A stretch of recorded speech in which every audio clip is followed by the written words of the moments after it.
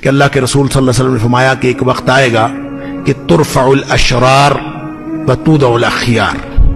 ایک وقت آئے گا کہ حالات یہ ہو جائیں گے بدترین لوگ اوپر آ جائیں گے اور جو اچھے لوگ ہیں نا ان کو نکو بنا دیا جائے گا. پھر آپ نے فرمایا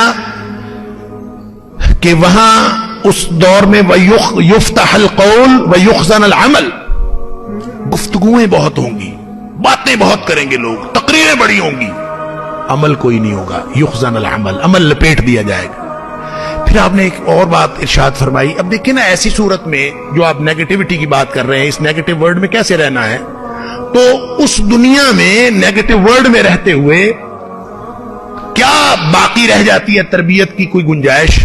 تو ظاہر ہے آپ کا نظام تدریس، نظام تعلیم وہ آپ کو درست کر سکتا ہے. تو فرمایا وَتُقْرَأُ فِي الْقَوْمِ الْمُثَنَّاتِ، لوگ جو پڑھ رہے ہوں گے وہ سارا کا سارا المثنات ہوگا. اور ساتھ آپ نے فرمایا وَلَيْسَ فِيهِمْ أَحَدٌ يُنْكِرُهَا، ان میں سے ایک بھی آدمی ایسا نہیں ہوگا جو یہی کہہ دے کہ یہ بندے کے پتروں کیا پڑھ رہے ہو. اللہ اکبر، اس کو غلط کہنے والا بھی کوئی نہیں ہوگا. صحابی پوچھتا ہے اللہ کے رسول صلی اللہ علیہ وسلم مل مسنات، یہ مسنات کیا چیز ہے، کیا پڑھا جا رہا ہوگا اس دور میں؟